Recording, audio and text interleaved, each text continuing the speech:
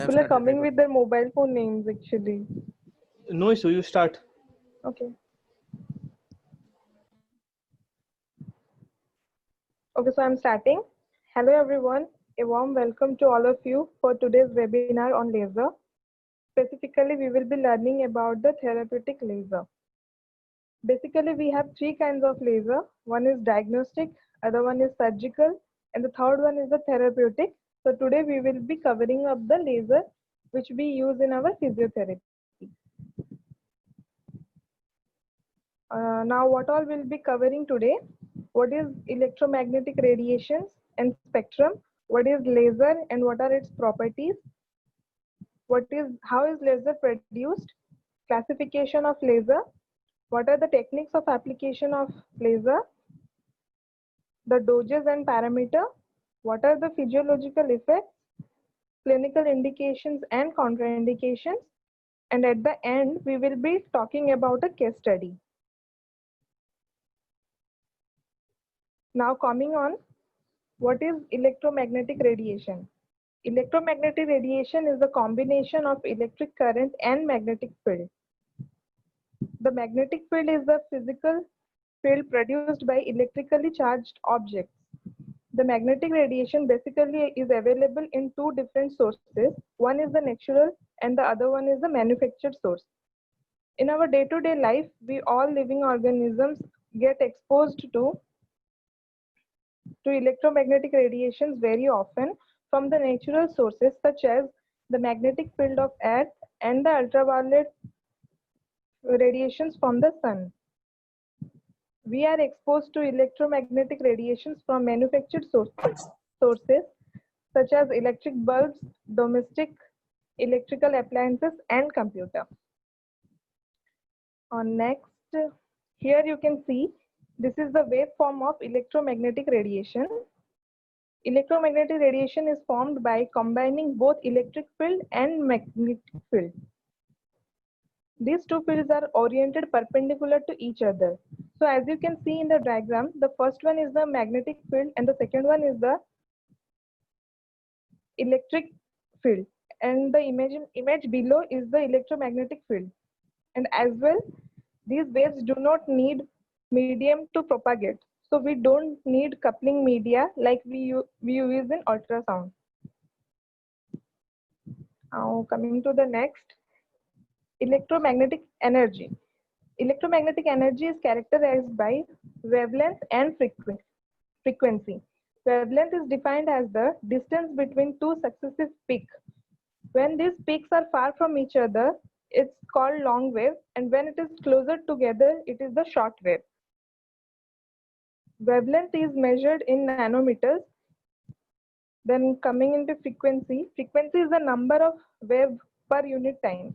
Here in the diagram, you can see when we go from the left to right, the wavelength decreases and there is an increase in frequency. Wavelength and frequency are inversely proportional to each other. Wavelength has the effect on depth of penetration also. Wavelength with longer, light with longer wavelength, that is 800 to 1000 nanometer, have low frequency and hence the penetration is deeper. Whereas the light with shorter wavelength, that is up like 600 to 700 nanometer, has high frequency and hence has less penetration. Now coming on to electromagnetic spectrum. The electromagnetic radiation has a broad spectrum of radiation starting from extra low frequency on the left to the gamma radiation on the right. So each radiation has different wavelength and frequency, so its utilization also varies. Types of radiation in electromagnetic spectrum includes the first one in the extreme left you can see the ELF, that is the extra low frequency waves. Those are used in communicating in submarine underwater. Then the next, the radio waves, which is used in radio communications and television.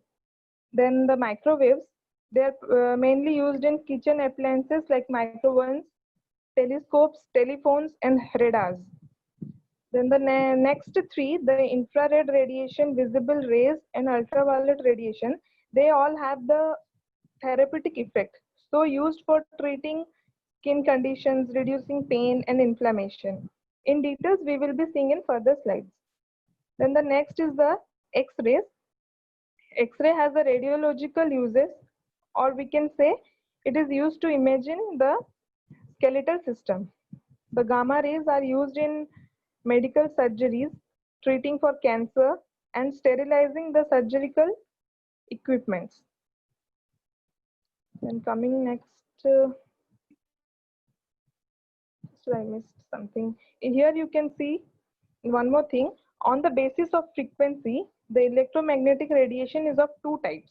The first one, you can see the low frequency electromagnetic radiation includes extremely low frequency waves, that is ELF, radio waves, microwaves, infrared waves, visible light, and ultraviolet rays. These are the non-ionizing, which means they cannot break molecule bond and produce ion, and therefore cannot be used therapeutically. Therefore they can be used for therapeutical applications. On the other hand, the high frequency current, which includes the X-rays, gamma rays, is ionizing and can break the molecules to form ions. The ionizing radiation can also inhibit cell division, and therefore they are not used therapeutically, or it may be used in very small doses only for imaging, or larger doses to destroy tissue, that is for surgeries. Now coming next. In this image, you can see as we move from the left to right, that is from radio waves to the gamma waves, the frequency increases and the wavelength decreases. Now coming on to our today's topic, that is laser. Actually, laser is a acronym for light amplification by stimulated emission of radiation. Lasers are the electromagnetic wave amplifiers which can produce pencil-like beam with special properties. We will see the special properties in our further slides. Now let's have a brief history on how laser came into existence. Laser begins in year 1916 when Albert Einstein introduced the concept and proposed that it should be possible to make a powerful light amplifiers. He proved on a fundamental statistic theory of heat that predicted a light passes through a substance, it can stimulate the emission of more light. Then shortly after that, in 1960, Meman made the first laser using ruby as the lasing medium. Later in the same year, Aliyev invented the first gas laser, the helium neon laser.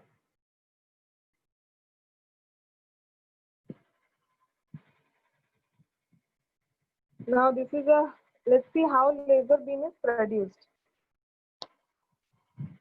A laser apparatus has four components: the optical cavity, that is also known as lasing chamber, the lasing medium, the power source, and the laser applicator.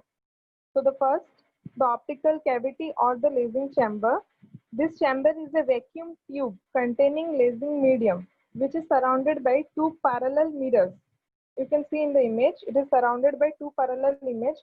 One end of the chamber is fully mirrored, whereas the other end is the semi-mirrored or partially mirrored. This semi-mirrored serves as output device which allows some of the photons to escape from it and amplification occurs. Then the second is the lasing medium. The material which is capable to produce laser is known as lasing medium. It can absorb energy from the external sources and gives the excess energy to photons. The lasing medium could be a liquid, gas, or semiconductors. Now coming on to next, the power source. As the name suggests, it is the component of the laser that provides the energy into the system. And the last is the laser applicator. The laser applicator is used to direct the laser beam to the target treatment area. Hope I'm clear. Now coming on to the next, the stimulated emission. When energy is inputted into the lasing chamber and the energy is absorbed by the atoms of the lasing medium, driving them to jump to a higher energy level, and as the electron spontaneously falls back down to its original position, here in the image you can see, when they fall back down to their level, they stimulate other atoms to amplify the process. As the amplifying process continues, the photons are released. Now these photons forms a strong beam of light which is coherent and of single frequency, especially through the semi-mirrored end of the tube as monochromatic coherent directional light is produced. Now coming on to the properties of laser. The laser beam mainly has three properties. What makes it different from other lights? The first is the monochromatic. As we divide the word mono and chromatic, mono means single and chromatic means color. That is one color with a specific frequency and wavelength. Then the next property is coherent. All the waves are in phase, which means the peak of all the waves occur at the same time. You can see the first image. The first one is the coherent and the second one is the non-coherent. Coherent, you can see the coherent is the property of laser and the non-coherent is the properties of other light. Then the third is the directional. Laser beams are unidirectional and parallel as it do not diverge when it propagates over very long period. In the second image you can see the laser beams are always parallel and converge, means they are parallel to each other, they do not diverge like other regular lights. So in simple form of example, you can say that laser beams are like soldiers all marching in same steps, that is coherent, in same direction and wearing same uniform. Here the uniform means the color of them, they are monochromatic, same color. Coming on to types of laser, the ruby laser or the crystal laser. Here synthesis ruby, that is aluminum oxide and chromium, is used as lasing medium. After the process of amplification, a beam of red laser with 694.3 nanometer is emitted. The next is helium neon laser or the gas laser. Is a laser, a mixture of helium and neon gas in a low pressure is used.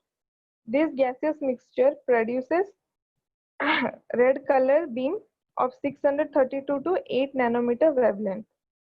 The third one is the diode laser. The gallium and arsenide is used as a semiconductor diodes or the photodiodes to produce infrared invisible lasers. With a wavelength of 904 nanometer, this semiconductor diodes has an extra advantage. It can produce both pulsed and continuous output. Coming on to other form of laser therapy, you can see here the supraluminous diodes, that is SLD, they are non-coherent, therefore their penetration is not much deeper, so they can be used for superficial tissue heating. The next is the light emitting diodes, that is LED. They are also low powered and cannot penetrate much into the tissue as compared to SLD. The cluster applicators, they are the combination of both the above light sources. Now coming on to the laser classification, on the basis of power, we have classified laser into 4 classes. The first one is class 1, less than 0.5 milliwatt, has no effect on eyes. This is non-hazardous. The second one, which is less than 1 milliwatt, safe for monitoring or viewing, will provoke on blinking reflexes. They are safe for eyes to use. The third one is 3A class, which has a power of less than 5 milliwatt, commonly used for laser pointers and using them more for prolonged use, they can affect the eye. Class 3B, which has power of less than 500 milliwatt used for therapy can cause permanent eye injury when exposed, and direct viewing this beam should be avoided. We should be using a glass to view if it is necessary. And then the fourth one is less than 500, sorry, more than 500 milliwatt, which is used for surgical processes, industrial cutting. They can burn cloths. They are very dangerous for eyes. The direct eye should not get contacted. Then the laser is, as we go downwards, the classification from 1 to 4, the power and the relative risk of biological damages increases. So here the 3A and 3B class are low level lasers, so we can use them in therapeutic process. Now interaction of laser beam. There are 4 kind of interactions: the reflection, absorption, transmission, and scattering. Reflection: when the radiation does not enter the material and it turns back, it is called as reflection. Absorption: in this case, what happens? As the wave penetrates the material or the tissue, the energy is absorbed by the surrounding materials. Then the transmission: when the waves also travel unaffectedly throughout the material, it is called as transmitted. Scattering: when the direction of the radiation is altered due to the difference in material, it is called scattering. What happens in this? The scattering radiation travels to a different direction. As a result, the wave energy is reduced and it has a less effect. Here the clinical significance is that when an electromagnetic radiation passes from air to glasses, the wavelength is reduced. Because the wave velocity is less in glasses, so only a part of wave energy is transmitted, rest is reflected back. And when absorbed and scattering occurs, it means that collimation and coherence property is diminished or lost. Then coming to depth of penetration, the absorption is the reciprocal to the depth of penetration. That is, greater the penetration, lesser is the absorption. Coming on to doses and parameter, the first point is the wavelength. Laser with longer wavelength, that is more than between 800 to 1000 nanometer, is suitable for treating deeper tissues up to 30 to 40 mm depth. Whereas with shorter wavelength, that is between 600 to 700 nanometer, is used to treat skin and subcutaneous tissue, that is up to 5 to 10 centimeters. So you can say the longer wavelength are used to treat the deeper structures, whereas the short wavelength are used to treat the superficial skin and the subcutaneous tissue. So here in the image you can see the depth of penetration of both probes. Coming on to next. Power and density.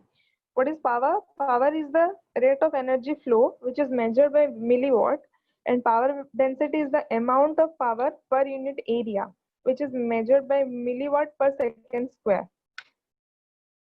So power density is equal to watt by targeted area.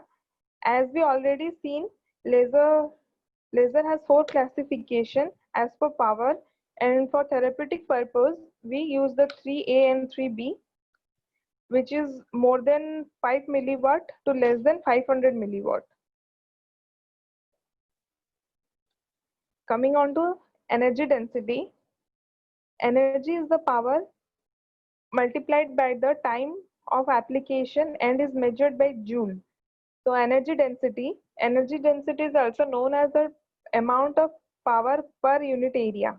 Energy density is measured in joule per centimeter square. So in the box below you can see here is a specific suggestion of energy density based on the conditions. So the first one was the soft tissue healing. In this, normally 5 to 16 joule per centimeter square dose is used. So as you can see the next also, the fracture healing can be used up to 5 to 16. aesthetic for chronic and for acute, both the doses varies.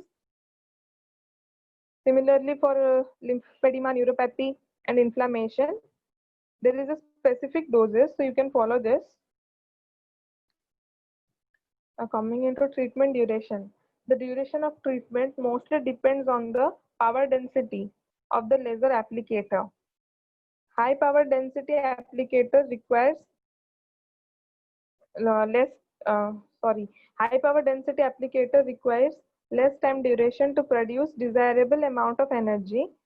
So low power density applicators requires longer duration of treatment. Now coming on to application techniques.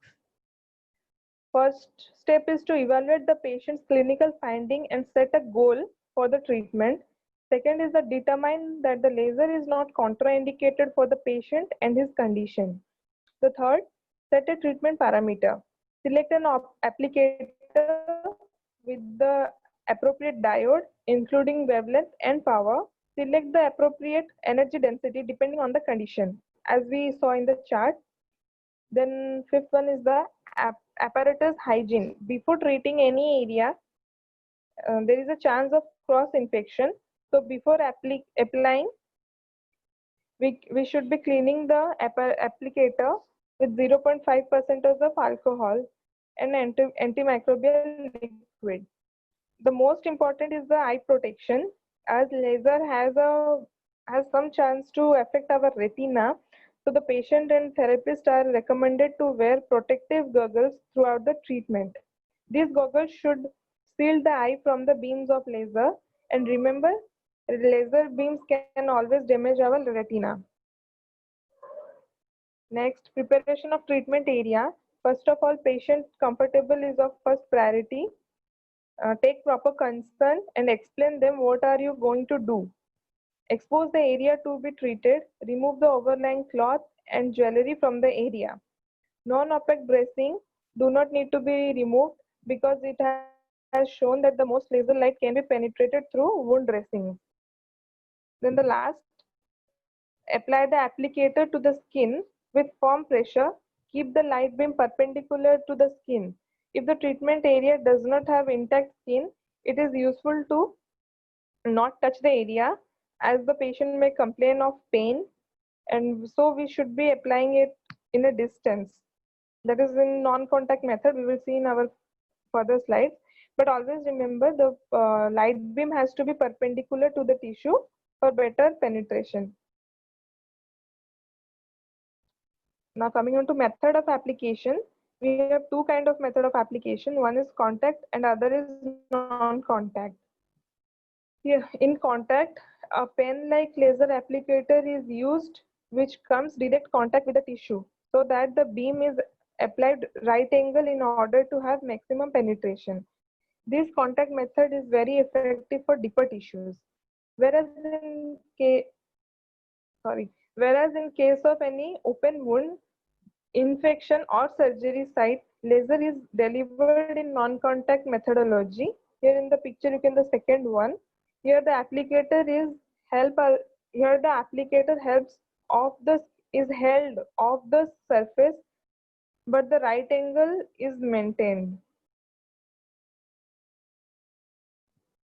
Coming to the next method of application, we have three methods. The first is point to point, the second is grid technique, the third is the scanning techniques. First one, the point to point method. This method is used to treat small irregular surfaces like joints. The second, the grid. The area to be treated is imagined and divided in square grids, each square of 1 centimeter. After delivering desired amount of energy, the applicator is moved to the other square. The third is the scanning method. This is the non-contact method. The laser, applicator and the skin do not come in contact. The applicator is held 10 to 50 centimeter apart from the treatment area. In this method, the beam moves to the treat in a large area, evenly surfaces like back and open wounds. Here you can say in scanning technique, we have four different kind of, one is in square, one is in longitudinal, second one, then the vertical, then the zigzag method. Now, coming on to the physiological effects.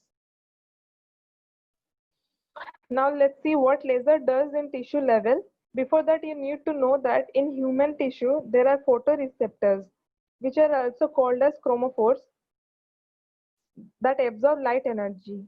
Common photoreceptors are hemoglobin, cytochrome C oxidase, known as COX, myoglobin, a blood-based protein that stores oxygen in tissue, and the pheboprotein, a protein involved in oxidizing within a cell.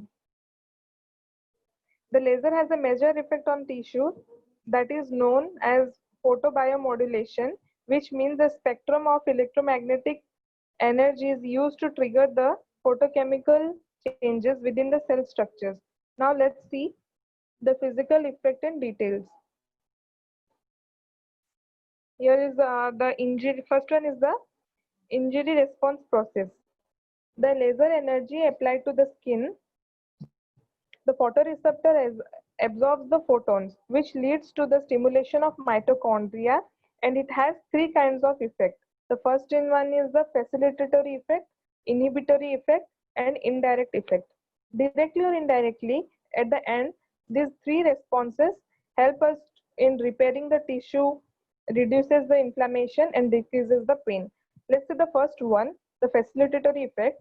Due to facilitatory effect, there is an increase in ATP synthesis.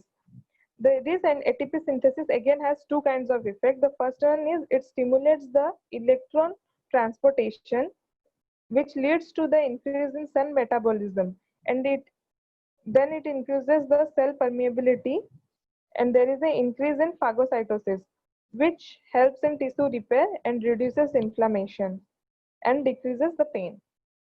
And the second we saw, as the ATP synthesis increases, it increases the protein synthesis. There is a increase in cell proliferation. It increases the enzyme activity, which again leads to the tissue repair, then reduction of inflammation, and which directly has the effect in decreasing the pain. We'll see the second, the inhibitory response. Here what happens, due to the inhibition response, there is a reduction of pH in the intracellular level, which decreases the COX production, therefore it reduces the inflammation and decreases the pain. The last, the indirect effect, there is due to the stimulation of mitochondria, there is an increased blood flow, which enhances the lymphatic circulation and there is a deposition of granulous tissue, which again have the there is a reduction in inflammation and decrease of pain.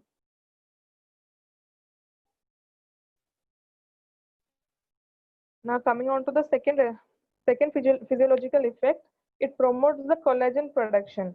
The red laser light has been shown to promote collagen synthesis by stimulating mRNA's production. Due to increase in the collagen, the tensile strength and the tensile stress of the tissue increases. Then third physiological effect is the modulation in inflammation. Laser irradiation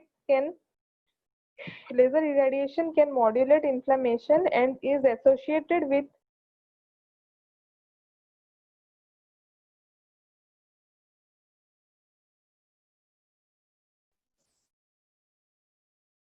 Hello, am I audible to you? Yes, you are audible. First continue. Okay, so the third physiological effect, modulating inflammation. The laser irradiation can modulate inflammation and is associated with increased level of prostaglandin and interleukins. Increase in prostaglandin level result in increase in blood flow. Then stimulation of interleukins helps to induce proliferation and promotes the degranulation of mast cells and synthesis and release of chemical mediators and fibroblast proliferation.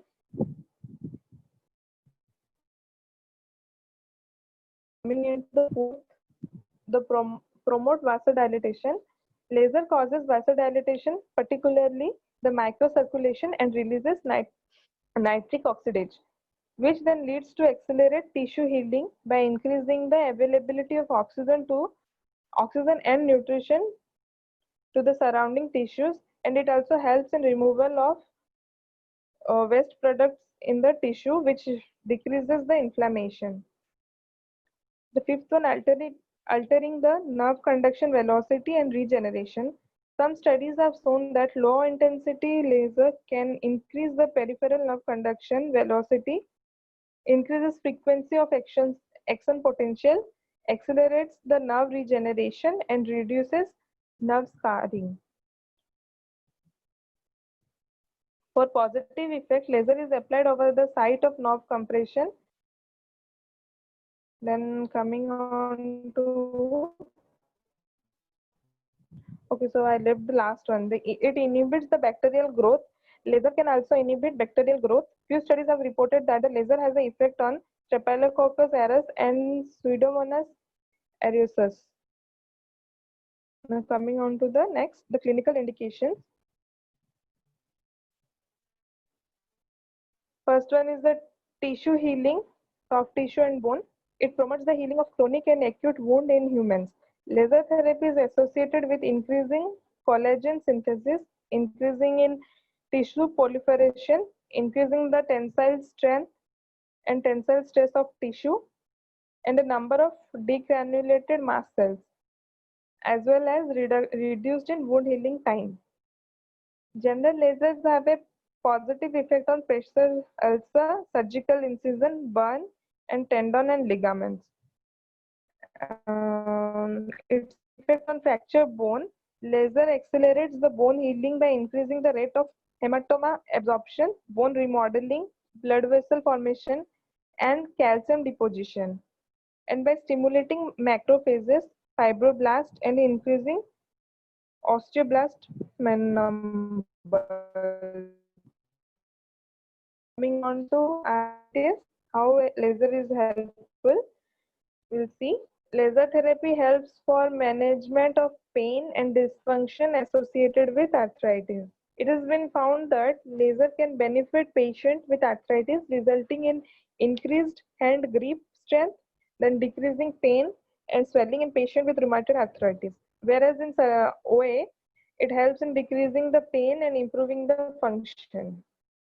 This improvement occurs because laser reduces the inflammation caused by the inflammatory mediators or reduces pain by the change in the nerve conduction velocity.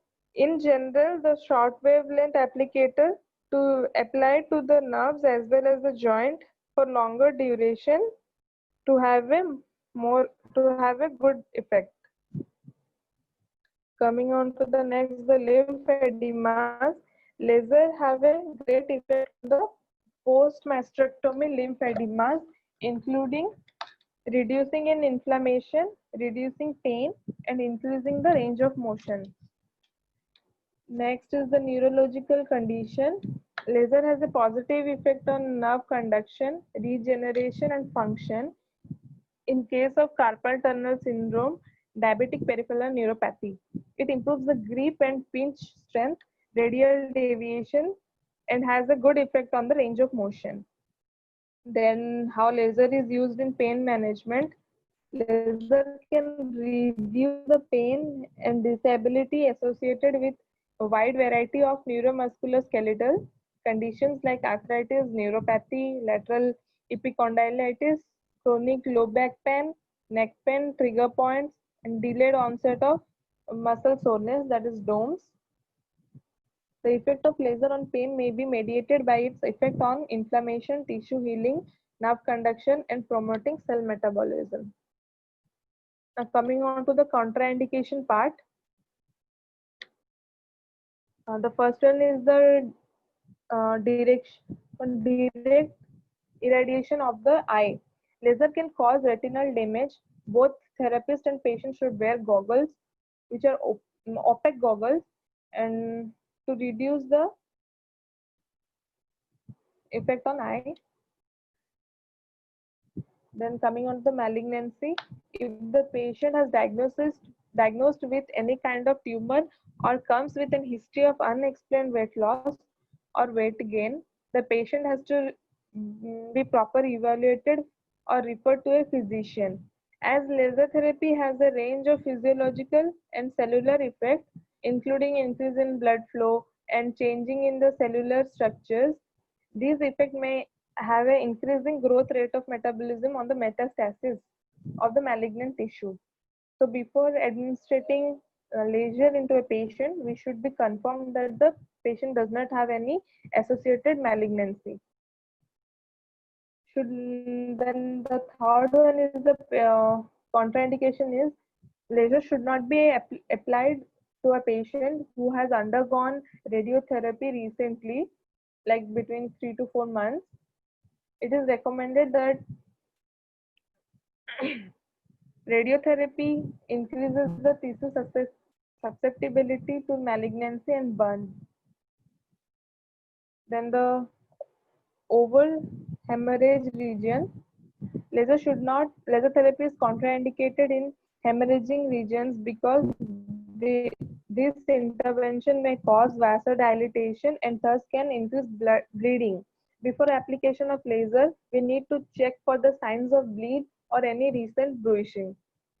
Then over the thyroid gland, application of laser to the area of thyroid gland can alter the thyroid hormone level. Therefore, irradiation of area near the thyroid gland should be avoided. Like to the mid of the anterior neck. Then next, the low back or abdominal during pregnancy. Laser should not be applied during pregnancy and the reproductive organs. Impaired sensation. During assessment, we should check if the patient has an intact sensory system or not. Due to impaired sensation, we may end up in burning the skin. Coming on to a case study. This is a case study of an open wound patient. Like in history, the patient is Ramesh Sharma. He's 78 years old man, comes with an open wound on his right foot, states that the wound has been present from 6 months and it has no improvement with compression, bandaging and regular dressing. So he has been diagnosed with chronic venous insufficiency and diabetes. He also mentioned that there are some yellow discharge from the wound. Although the wound does not cause much pain, Ramesh has been walking less to avoid aggravating the wound. As a result, he has not been involved in many of the usual activities like gardening and walking. On observation, we found the patient is an alert man with mild bilateral lower extremity edema. He has an ulcerated area approximately 4 to 5 centimeter on the plantar aspects of his right foot with purulent drainage and no evidence of bleeding. And then sensation in both the feet and the wound area is moderately impaired. Then coming on to evaluation, diagnosis, prognosis and goal setting. We will evaluate the patient as per the ICF level, that is the International Classification of Functional Disability and Health. This is a frame to describe the functional and disability related to the health condition. It mainly has the three components: the body structure and function, the activity and the participation. Body structure and function and the activity will give us an idea on the environmental factor. The activity is itself will state the health condition of the patient. Then the participation, that will we can see the personal factors, how the patient is active, how much he gets involved in the social activities. Okay, so the current status and what is our goal. So for the body structure and function, the current status, the patient has a chronic right foot ulcer, decreased bilateral lower extremity sensation. So our goal will be to attain closure of the right foot ulcer. The activity that is for current status, there is a decreased ambulations. So our goal will be to increase the ambulation. Participation, there is a decreased participation of the patient in gardening and walking. So our goal should be to return return of return of the patient to more social activities. The plan of care. This patient presents with a chronic ulcer of the foot that is likely a result of his diabetic and chronic venous insufficiency. The compression bandage and daily dressing changes over several months have not resulted in wound healing. At this point, it is appropriate to add a new modality, the laser or light.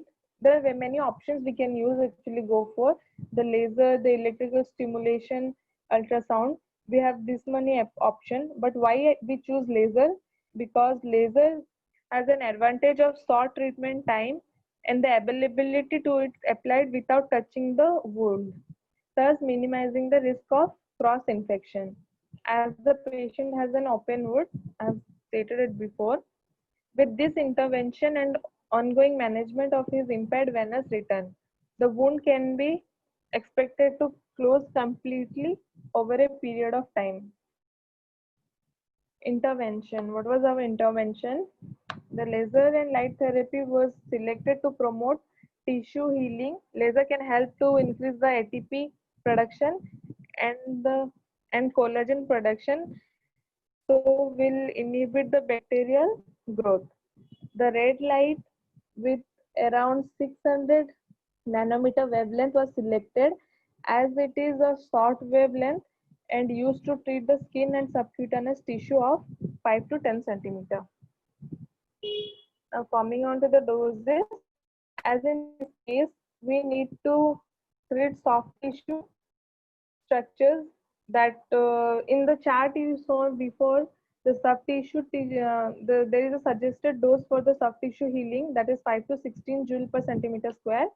So the dose for the first treatment was 4 joule per centimeter square, which was increased by 2 joule per centimeter square at every subsequent treatment, and it reached up to 16 joule per centimeter square. Along with this protocol, patient was advised to keep his lower extremity elevated and use of compression bandage or stockings. Hope I'm clear. So here we end up the section.